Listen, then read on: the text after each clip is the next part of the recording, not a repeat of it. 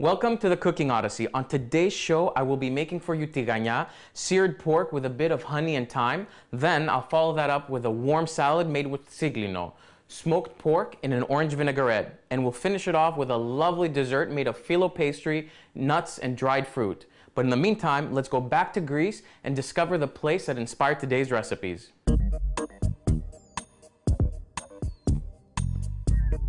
Located in the central peninsula of the Peloponnese is the land of family vendettas, a determined, self-sufficient attitude among its inhabitants, a treasure trove of Byzantine churches, historic castles, and stunning scenery. Welcome to Mani. Mani isn't exactly the Greece you're used to, but I promise you will love it here. Stretching from Yithio to Cape Tenaro, the mythical entrance to the underworld, Mani is a completely different side of the country. The large grey fortresses and barren landscape makes it a region that still seems so close to its medieval past. The people of Mani believe they are the descendants of the ancient Spartans.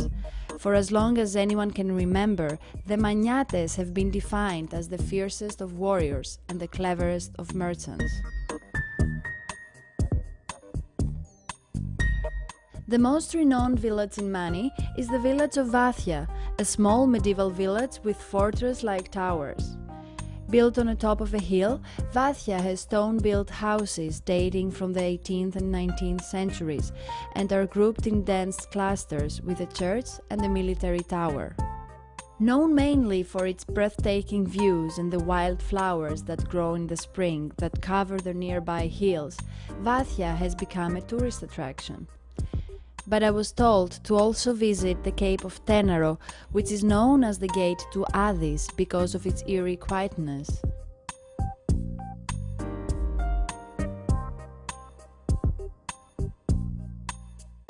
Welcome back. Mani, with its great history and great artisan products, along with its great pork, has inspired today's recipe, tigaña. What we'll need is pork shoulder cut into cubes, 2 oranges, 1 lemon, some fresh thyme, a bit of honey, some salt and pepper, half a cup of wine, and of course olive oil. So let's get started. First things first, get some olive oil in a preheated pan. I have this at medium-high heat. And be generous with the olive oil. Okay, just waiting for the oil to heat up, and then we'll add our pork and season it as well. Spread the pork around. At this point, you want to season it as well. A few pinches of salt and some freshly ground pepper. Tigaña is a great appetizer that goes perfectly with ouzo, tsipuro, raki, or even wine. So it's time to turn these guys over. As you can see, nice golden crust.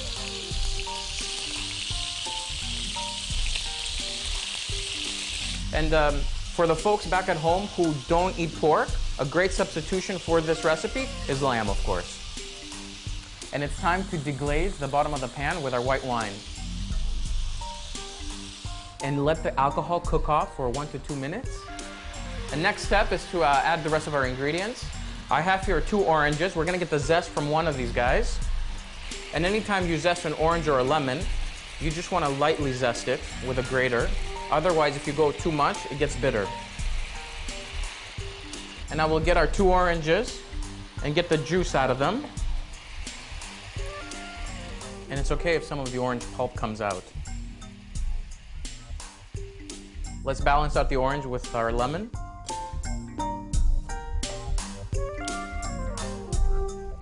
Now let's get our honey in there.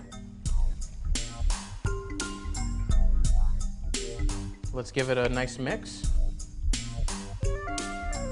And our final ingredient is our fresh thyme. You've got these sprigs and just go against the grain. It's okay if you get a few full sprigs in there. Final mix. Tigaña is done. Time for the taste test. Get some sauce.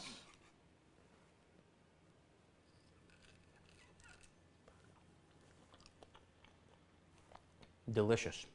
The balance of the citrus and the honey and the thyme just elevates everything. Let's go back to Mani and check out the process of smoking pork.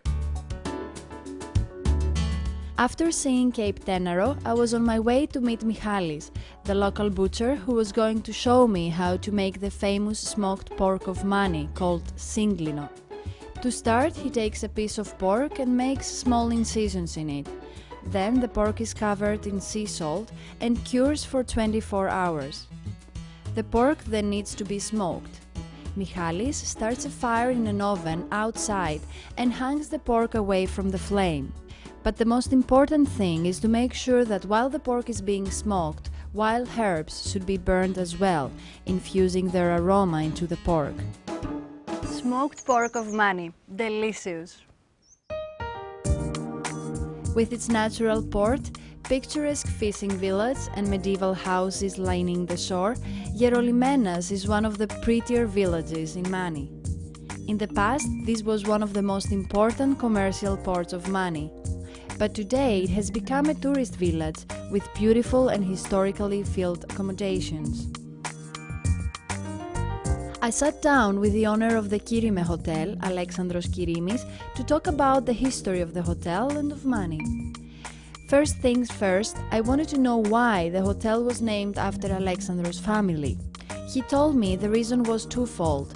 The first is because his family has been around since the 1800s and therefore defines Mani, as Mani also defines them. And the second reason is because the word kirime is derived from the Byzantine word for priest, an important figure in Mani society. The idea was to build a place to trade. The idea was to bring commerce in this part of South Peloponnese, which was pretty isolated from the rest of the world and Greece in general.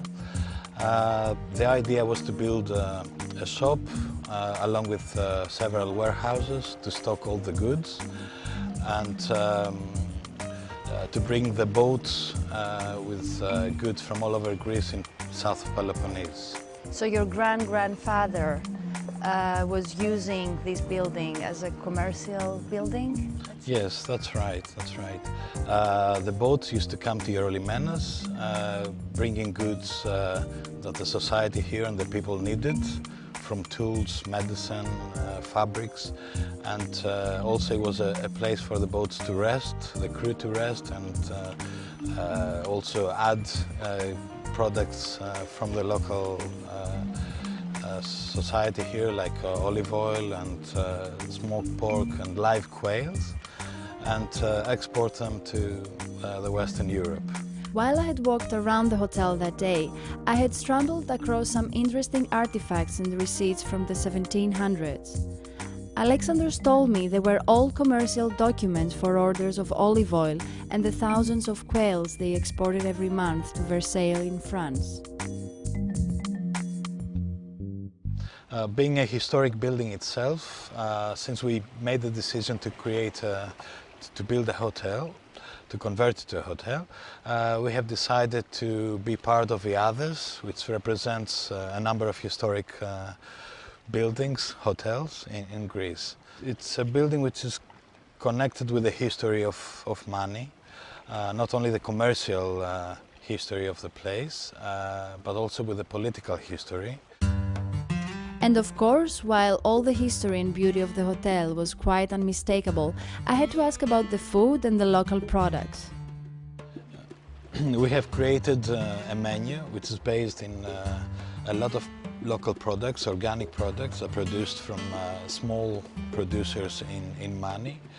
And we have decided to work together with our chef, Yannis Baksevanis, who is a chef well known for recreating and finding all the old local recipes and ingredients like wild herbs and wild greens that were lost in time.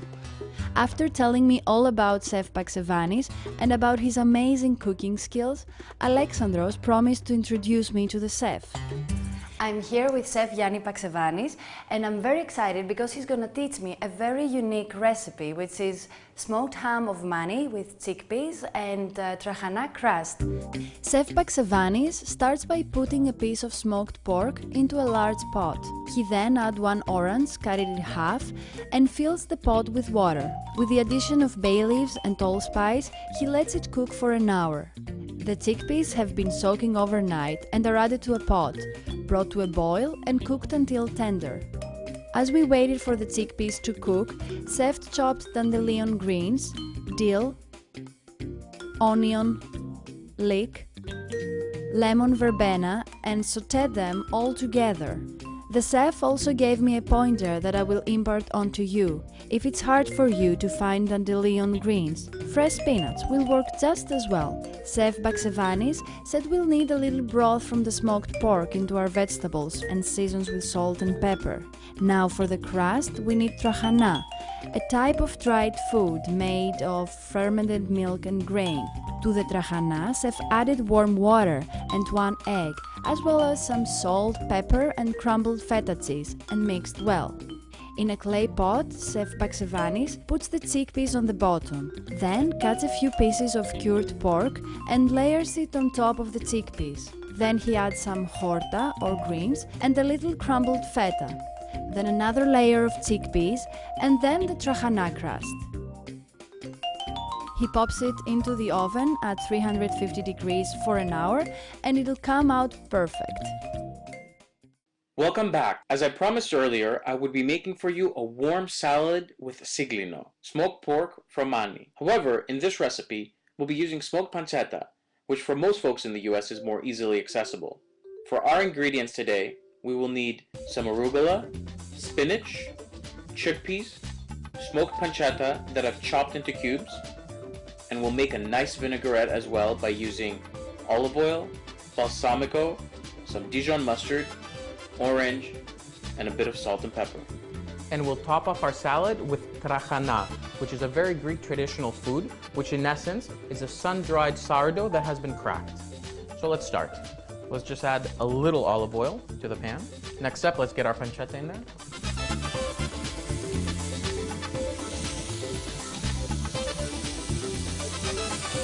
Cook it off for just 3-4 minutes till it gets nice and crispy. Next thing, let's make our vinaigrette. I'm not gonna go fancy on you. We're just gonna use this jar. So it's essentially 3 parts olive oil, 1 part balsamico, and we'll add a little bit of mustard and some orange zest to this. So 9 tablespoons of olive oil and 3 tablespoons of balsamico. And let's get some orange zest, half an orange.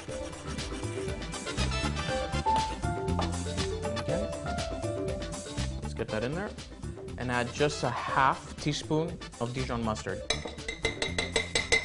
Let me get some water in the vinaigrette, just 2 tablespoons, a little bit of salt, just 2 pinches, and some ground pepper. Just give it a good shake. That should be good. All right.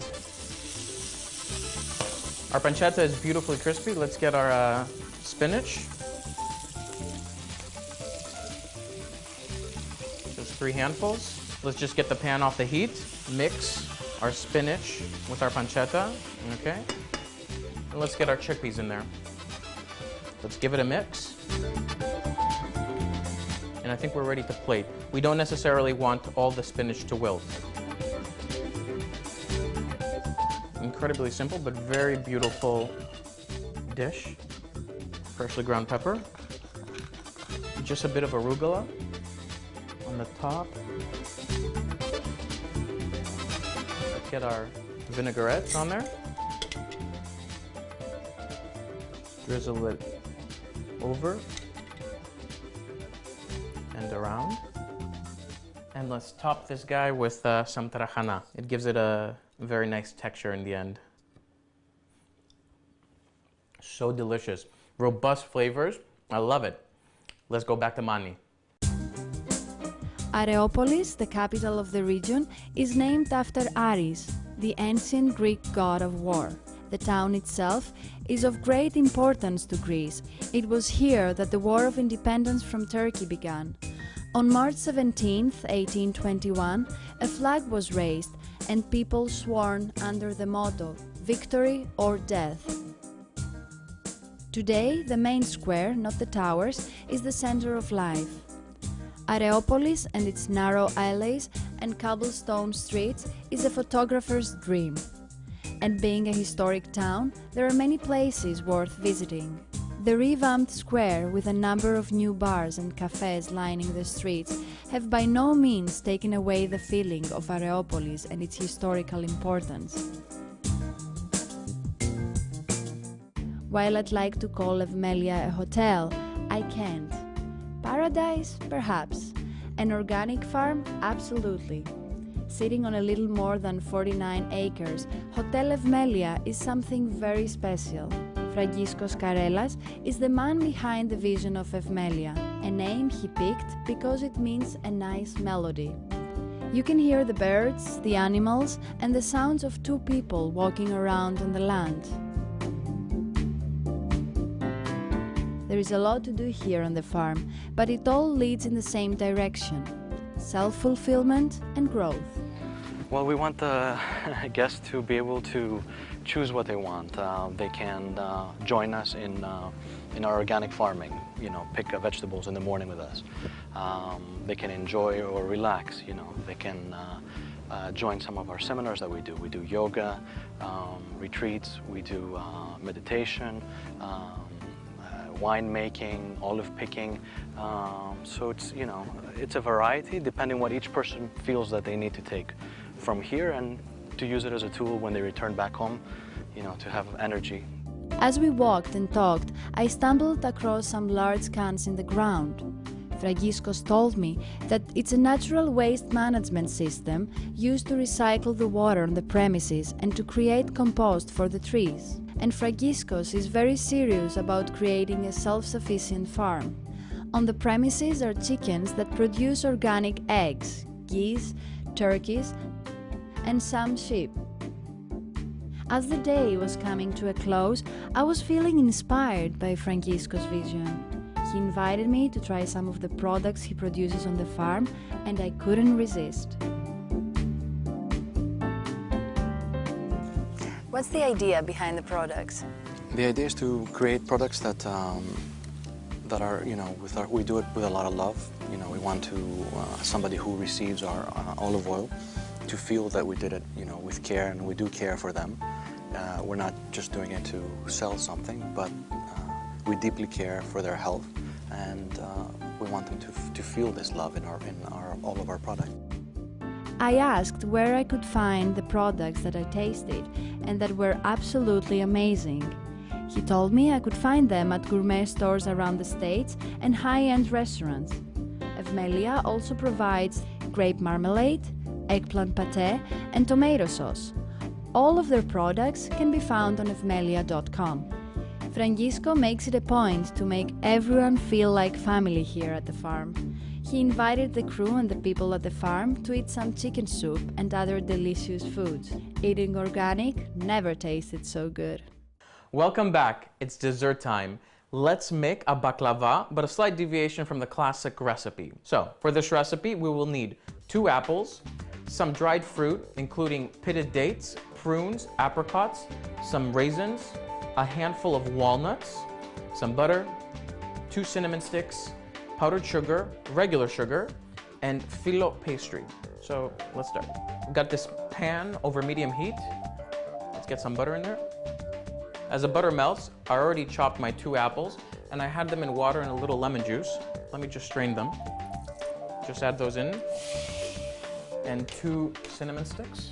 Coat the apple with the butter. Let the apple cook for 2-3 more minutes. And with those 2 cinnamon sticks in there, they're going to impart their flavor into the mixture. Time to add our dried fruit. I've got my dates here, our apricots, prunes, our raisins. Give them a good mix. Let that cook off for 1 more minute, then I'll add my walnuts. Let's get the walnuts in there, and 2 tablespoons of sugar. Just regular sugar.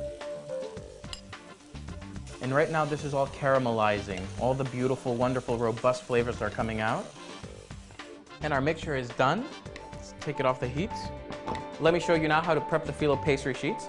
I've already made some, baked in the oven at 350 degrees for 8 minutes, but I'll show you the process here. I've got some store-bought phyllo pastry, and it's wrapped in a wet towel in order to prevent it from actually drying up.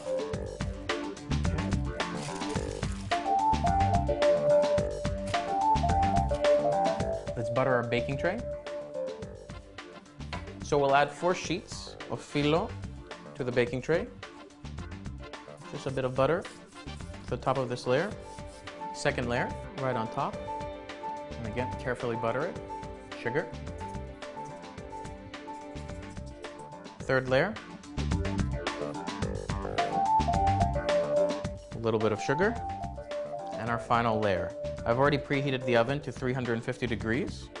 And we'll just pop this in there for 7-8 minutes until it's nice and golden brown on top, and then just take it out and let it cool. Let me get a knife, and we'll cut this into 8 pieces, right down the middle.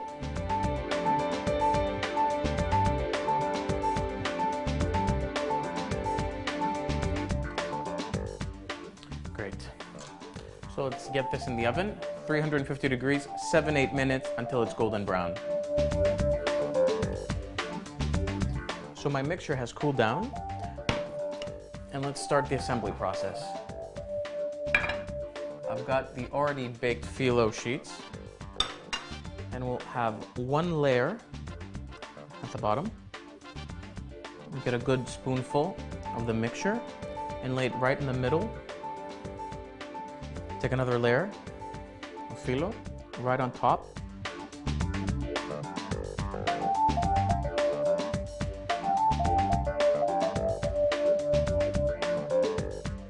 One final layer, and give a good generous amount of sugar right over and over the plate. Voila! Promise me you'll make this at home, and I'll see you in the next episode. Join us on the next episode of the Cooking Odyssey, where we explore an ancient Venetian castle, visit a phyllo making factory, and a bakery that makes uniquely shaped bread.